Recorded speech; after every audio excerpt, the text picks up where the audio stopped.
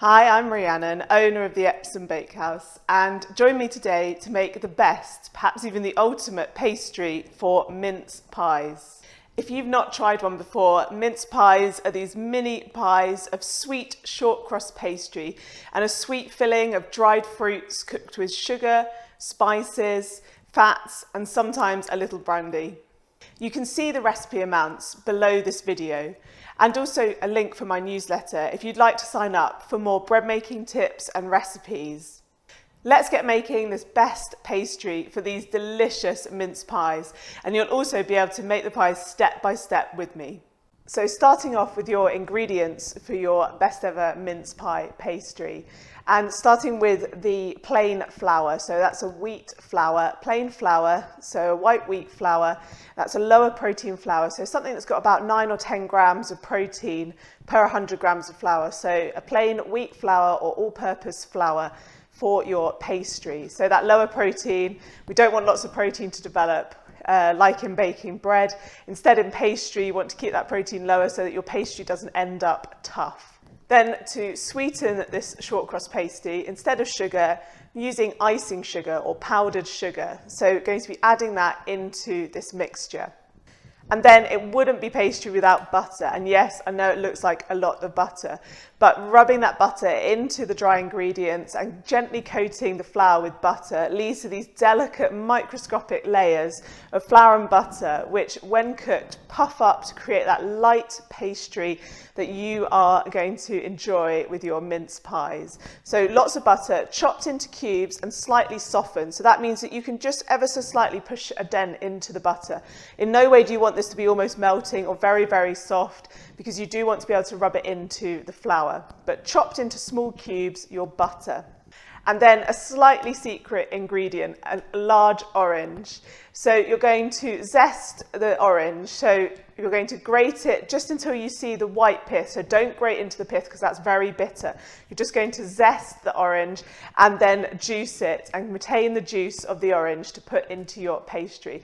It makes such a delicious flavour. So if you can do that bit, instead of adding water, it is actually delicious.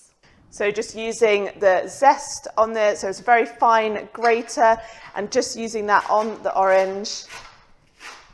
And you just see it takes the outer layer off until you can see the white layer, but no more than that to get that zest off. So do that all the way around the orange, then cut it open and juice it. And if you want to get maximum amount of juice out of this, just roll it before you juice it. And also, once you've cut it in half, if you microwave it for just literally 5 to 10 seconds, no more, don't make it hot. It really helps release the juice from the orange.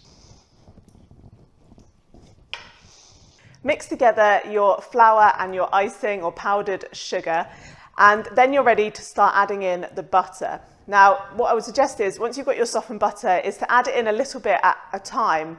Now, there's two options here to rub the butter into your flour. Firstly, doing it by hand. Fantastic, this is what I always did as a kid. The key to this, let me just add some butter in, and I'll show you in a close-up as well in a minute, is to only use your fingertips. So you can see there, fingertips dirty. This part of your hand shouldn't get dirty. And the cooler your hands are as well. So for anyone out there like me who's got really cold hands, you are up there with the pastry making. Fantastic. Cool hands, so not letting the butter melt. So you're going to rub the butter in between your fingers and your thumb. So literally rubbing motion, and what will happen is that you will begin to make breadcrumb-like mixture. Now you might be thinking, my goodness, that looks like it takes a lot of time. And it will take you a little bit of time to rub in your butter into your flour, but it is so worth it to get that done. Perhaps you could put some Christmas music on at this point, some of your favourite tunes, and just have a sing-along as you're doing this. And if you want to get kids involved as well at this stage, then get them involved. Just say who can keep their middle of their hand, their palm, the cleanest, whilst you are rubbing in your butter into the flour. So you're looking to make your breadcrumb mixture. So let me just show you that a little bit closer. So your other option, of course, is to use a food processor and put all the dry ingredients in and then add all the butter in and just pulse it for a few seconds at a time until it makes that breadcrumb-like texture. You definitely don't want to end up with it turning into a paste of flour and butter. So as I say, just a few seconds at a time and keep a close eye on it. So go ahead now and rub your flour and your butter together to make that breadcrumb texture. So there you have your breadcrumb-like consistency of the flour, powdered or icing sugar, and the butter all rubbed together. Beautiful mixture. And now you're going to bring it together to make the final dough. So you're going to add in that little bit of flavour first. So you get your grated orange zest and sprinkle it into your mixture. And for this, I tend to use a knife and just kind of cut the orange zest into the mixture. It will clump together because obviously it's wet and the flour will clump around it. So just cut it into so it's distributed across your pastry, well, across your final pastry equally, and you get that delicious flavour in every bite. And you're finally ready to bring together your final dough. Now, you might think, this is the juice that came out of that large orange, and you might be thinking that is in no way enough liquid to make up a dough with all of this dry ingredients. But it is, and first and foremost, I would suggest just using a teaspoon at a time, and again, using your knife to just cut through the dry ingredients with the liquid and gradually bring it together. Another reason that I'm using the knife is, again, just mentioning you need to keep all the ingredients nice and cold when you're making pastry so that you don't melt the butter and destroy those microscopic layers that are going to make your light, fluffy pastry later.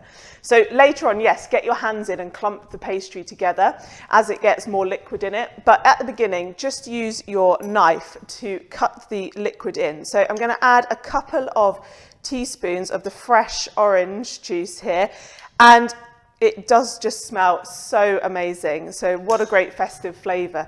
And then just start to cut that into and stir it in, or you could use a spoon, but I just tend to cut it through with a blunt, this is a blunt butter knife, so nothing sharp. Just cutting that into the pastry.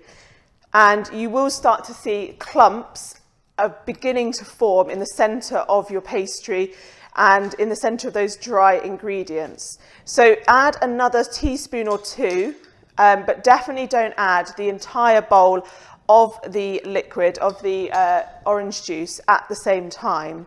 And eventually you will need to get your hand in and clump this together, bring down those sides, clump this together to make your final ball of pastry. You can see in there already, there is getting clumps, so it is starting to hold together because of that liquid that is being added in.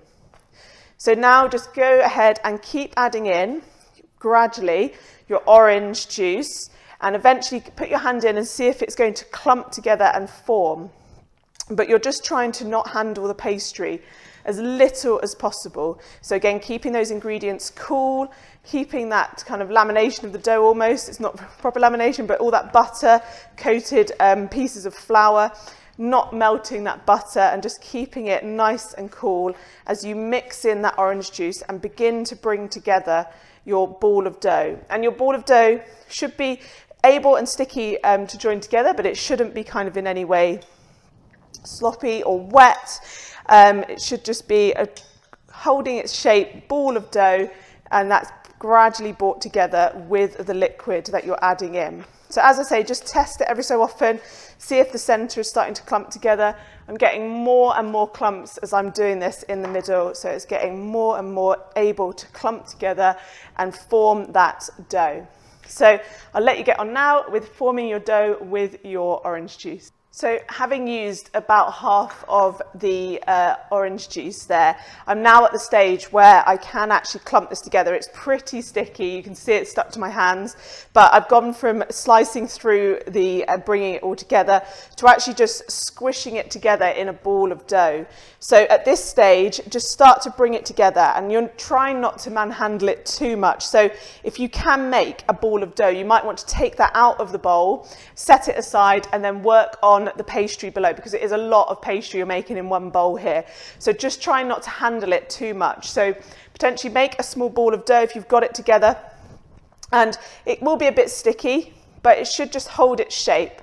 So ball like that, it should hold its shape. There shouldn't be any kind of dry flour on it or anything like that. It should just hold its shape. So you can set that aside and it's ready to rest. So bring the rest of your dough together in portions and then you're ready to let your dough rest. So there we have that final large piece of pastry for your mince pies. Fantastic, it smells amazing. I hope yours does too. So you're not quite ready to use this. It's a little bit sticky, and to be honest, the more sticky it gets, the more that butter is melting and you're losing those microscopic layers. It's going to make your light pastry, and you're also working the gluten, that protein forming in your pastry, too much. So don't use your pastry straight away. Instead, let this rest in the fridge. You're going to wrap it up, so preferably in something like cling film.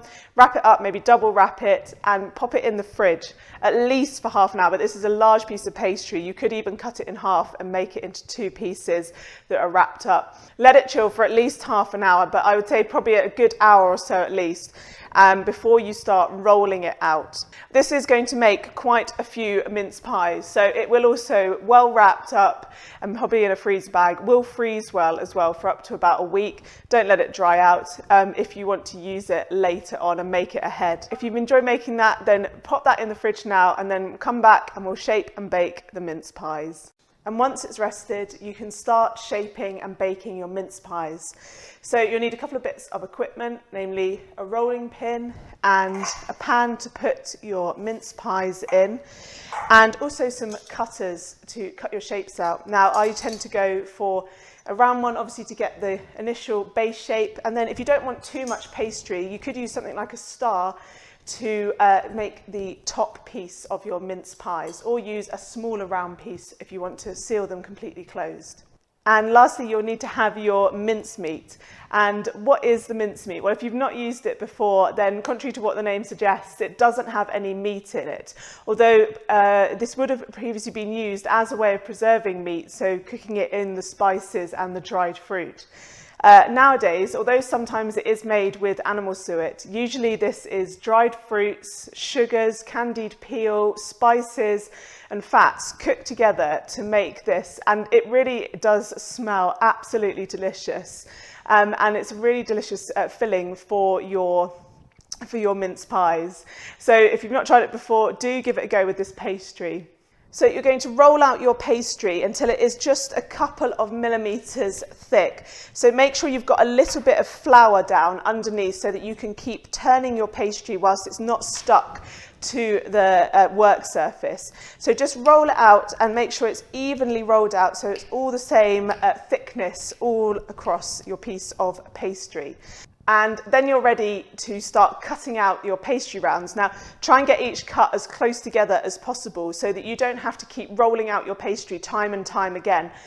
Because as you work the pastry more, those delicate layers of butter and fat where you rubbed the butter and flour together will start to melt together. The heat of your hand will start to melt them together and you don't get that light, delicious pastry that you were looking forward to. So just cut out a few rounds and then you're ready to put these together in your mincemeat pan. So have your greased mince pie pan, and you're going to, as you can see, these are just a few millimeters thick, this pastry. Just work it out a little bit and into the bottom of the pan, just layering those in. I'm just making these even a tiny bit thinner and then popping them into the pan. And really go as thin as you feel you can without them breaking. You want to actually contain the mincemeat. And you're then going to just put a teaspoon or so of mincemeat in each of your mince pies. One in there. So you really don't need that much mincemeat in each one. It will bubble up and probably leak out over the sides if you're not careful. So just a teaspoon or probably less in each one. Again, depends on how large of a mince pie you're making. And these are really rich, so I don't make them too big. And then once you've got them into the tin, you're going to put your top on and press down. I'm using these stars, so I'm just going to press down so that each of the edge goes and touches the base layer, just so those points of the stars touch the base layer and that they'll bake together once the mincemeat is and the mince pie is baking. So just finishing off those mince pies, and then you can make the rest of the pan. So there you have the finished pan of mince pies, cut out, filled and topped with those stars, and they are ready to go into the oven now. If you do top with a circle of dough rather than the star shape, then you might want to just create a small slit in the top to let any steam out while they're baking. And you're going to put these into a preheated oven at 180 degrees centigrade or about 350 degrees Fahrenheit, and bake them for about 10 to 12 minutes. And do let them bake. Try not to open the oven, anything like that, on the middle shelf in the oven. If you're doing multiple trays of mince pies at one time, then after about 3/4 amount of the time, you might want to take them out, turn the trays around and swap between the two layers of your oven shelves just to get an even bake. Most ovens have hot spots, so turn the trays round and swap the shelves kind of about 3/4 of the way through. Make sure you've got an even bake on your mince pies. And they should come out this beautiful golden brown colour. A little bit of colour on the edges, definitely nothing burnt or anything like that, just a bit of colour on the edge, and they are absolutely delicious. I wish you could smell these. And if you wanted to dust them with a little bit of icing sugar, powdered sugar, to create that really festive feel. And that's such a fantastic treat. So do let me know in the comments if you've tried out this pastry, the best pastry for mince pies. It is absolutely delicious, and I love to see what you've baked. And also, if you'd like further bread making and baking tips and recipes, you can also sign up for my regular newsletter below this video. I look forward to seeing what you bake and coming back for some more bread making tips very soon.